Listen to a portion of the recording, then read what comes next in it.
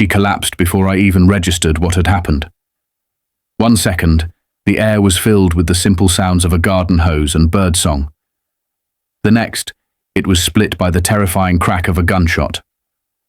I spun around to see my 13-year-old daughter Lily slumped over in her wheelchair, clutching her stomach with both hands as dark red blood soaked through her favorite purple t-shirt. Her mouth opened in a silent scream, eyes wide in pain and confusion. For a fraction of a second, time froze. Then everything rushed forward at once. The hose slipped from my grip, water still running, forgotten on the lawn as I bolted toward her, knees already hitting the grass before I even registered the shooter.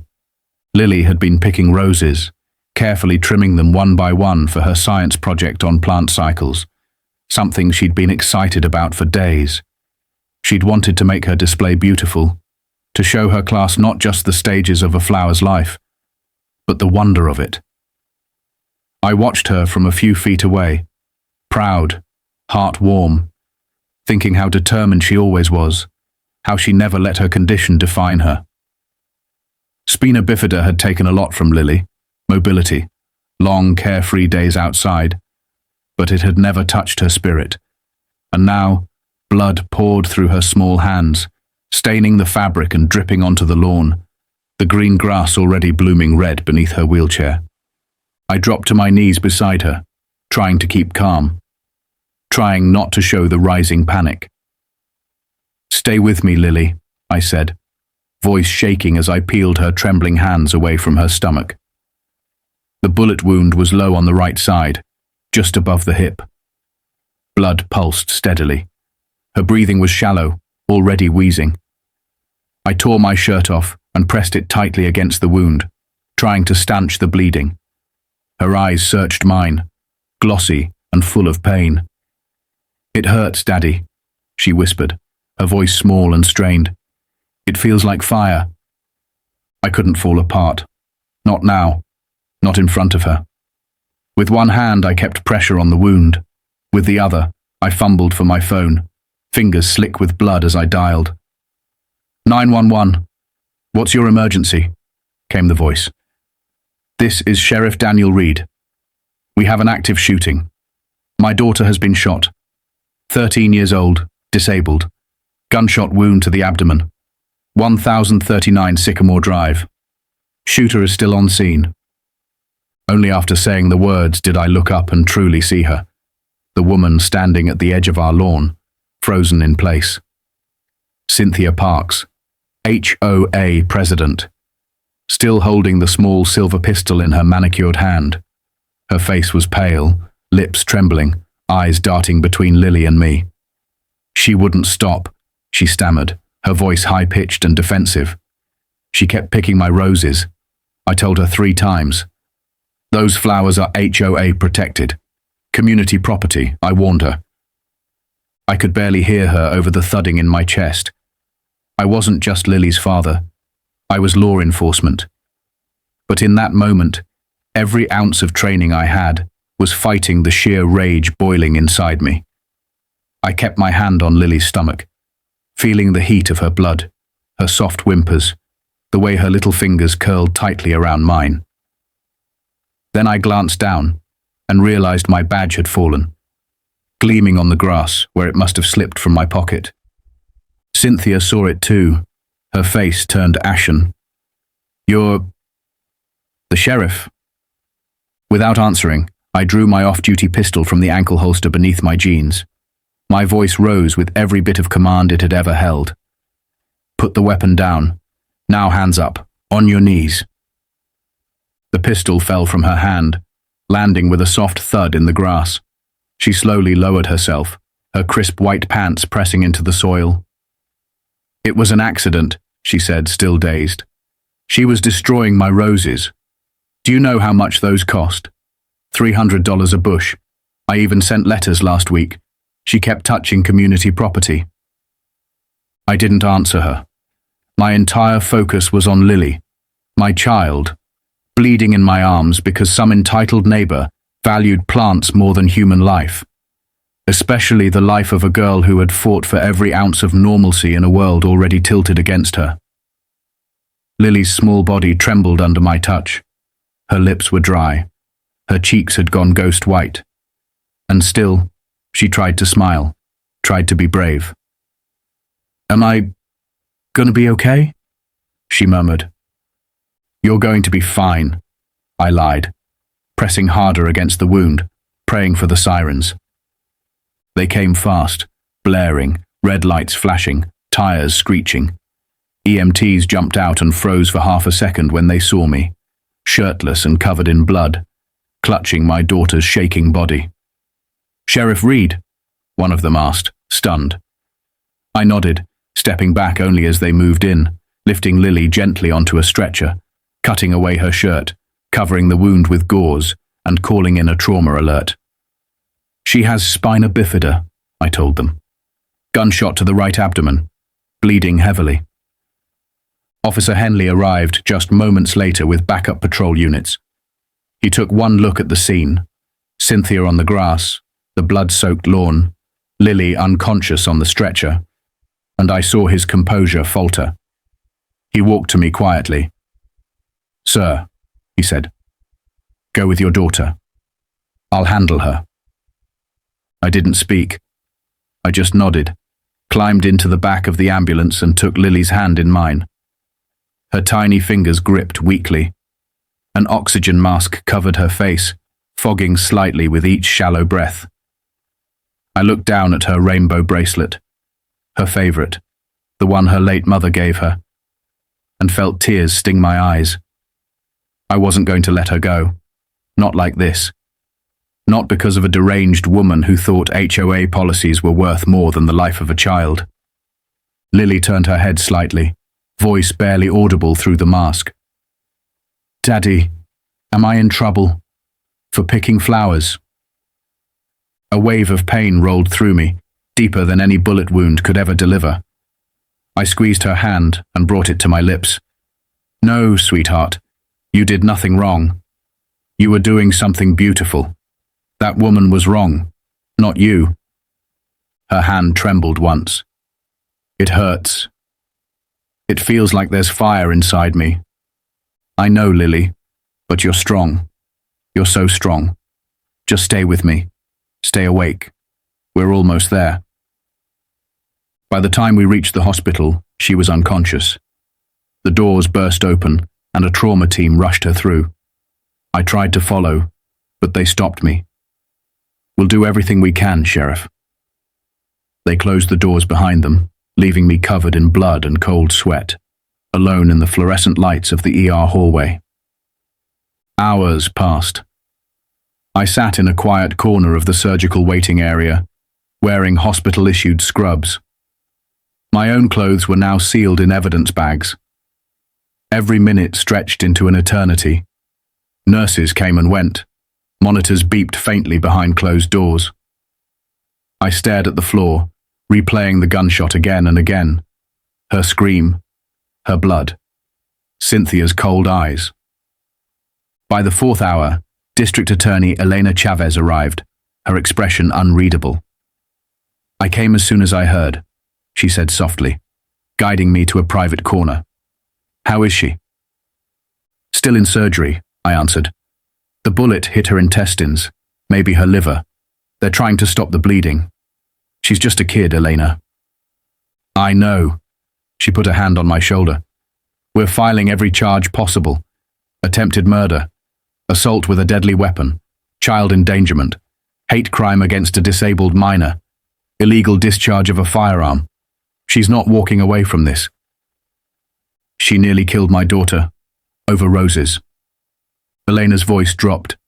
"And the whole county knows it. The story's already made local headlines. People are outraged." I didn't care about headlines.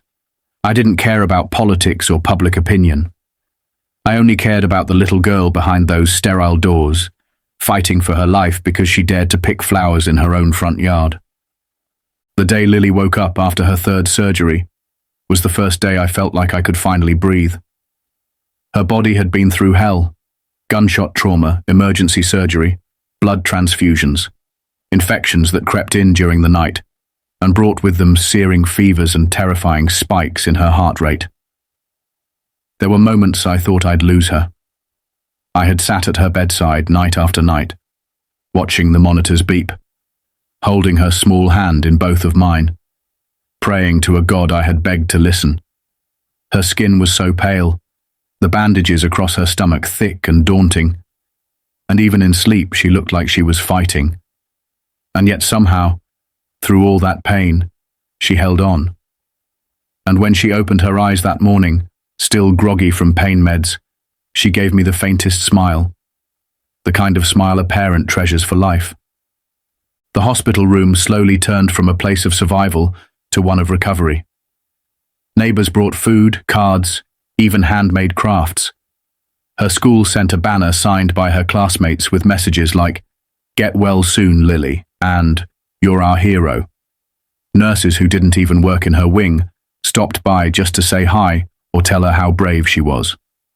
Flowers, ironically, filled every available table and corner. I even laughed once when Lily, half asleep, whispered, "So many flowers. Hope Cynthia doesn't shoot the hospital." It was the first time we joked about it, and somehow, in that dark moment, laughter returned, even if only briefly. Then came the courtroom. 2 months after the shooting, Cynthia Parks stood trial for her actions. The court was packed, not just with officials, reporters, and attorneys, but with members of our neighborhood, friends, co-workers, people who had watched this little girl fight for her life and now wanted justice. The evidence was overwhelming.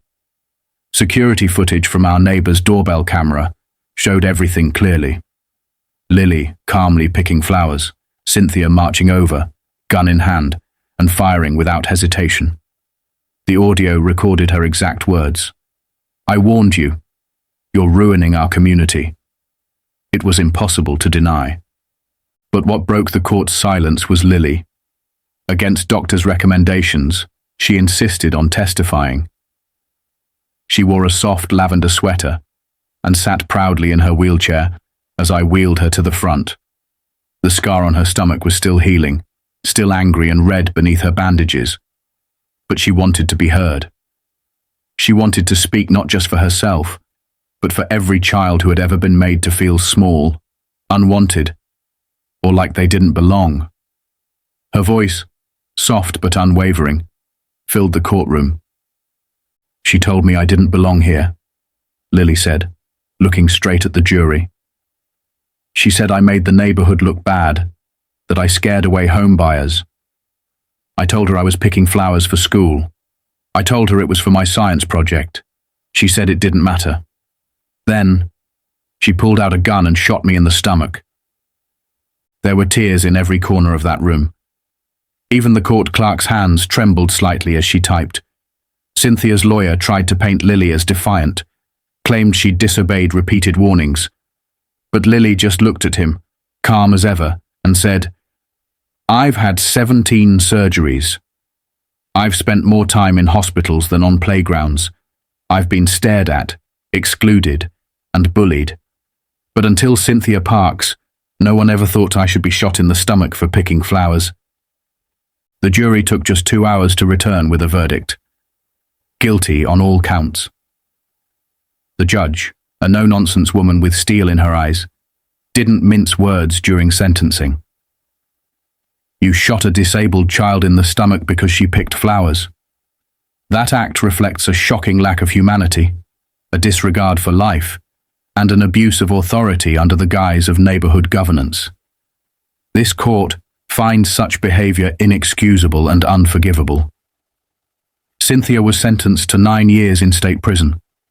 She didn't cry. She didn't apologize. She only looked at me once, right before they led her away, and said, "I didn't know you were the sheriff." I stared back, every muscle in my face stiff. "And I didn't know monsters hid behind garden fences," I replied. "Now we both know." Coming home after the final hospital stay was something I had thought about for weeks, but never expected to feel the way it did. I wheeled Lily up the newly paved ramp that volunteers from the community had built while we were gone. The driveway was packed, Neighbours, friends, Lily's classmates, all holding signs, balloons and flowers. My elderly neighbour, Mrs. Gillespie, stepped forward with a paper in her hand and tears in her eyes. "We voted," she said. "We've removed Cynthia from the HOA board, and we've made some changes. From now on, all homes must meet accessibility guidelines. We're calling it Lily's Law." I couldn't speak. My throat closed up as I saw the changes. Gravel paths had been replaced with smooth concrete walkways, ramps added to the community centre and pool, wider curbs, new signage. But what caught my breath was the community garden. In its centre stood a plaque that read, "Lily's Corner. Pick all the flowers you want." Lily cried, "I did too." And for the first time in a long while, those tears weren't from pain. Weeks passed. Lily regained more strength. She started physical therapy, slowly sitting up longer, moving her arms with more confidence, laughing more easily. One evening, as the sun dipped below the horizon, she asked if she could go to the garden. We made our way there together. She wore a sun hat and held a packet of sunflower seeds in her lap. "Why sunflowers?" I asked. "They always look up," she said, "even after storms." I watched her plant them one by one, hands still healing, body still sore, but spirit as fierce as ever. She pressed the earth down gently, whispered to the soil, smiled up at the sky. In that moment, everything made sense. The fear, the heartbreak, the battle for justice. It had all led to this. A girl, scarred but not broken, planting new life where violence once bloomed. I returned to work not long after. But things were different now. I implemented mandatory disability awareness training in the department. We launched a program to help families retrofit their homes. We set up a hotline for reporting discrimination, and we made sure what happened to Lily would never happen again. Lily became the face of our campaign. She spoke at schools, met with mayors, inspired kids and adults alike. Her story traveled far beyond our town. 1 year after the shooting, she wheeled herself into the now bursting Lily's Corner garden. The sunflowers she had planted stood tall, golden and radiant, just like her. She paused, looked up at me, her bright blue eyes shimmering, and said, "The seeds are like people, Dad. Sometimes they have to go through dark times before they can grow into something beautiful." I knelt beside her and placed my hand over hers, both of us silently taking in the garden, the community, the lives that had been changed. From the darkest day of our lives came something powerful, something lasting. And everyone who looked at that little girl saw not what made her different, but what made her extraordinary.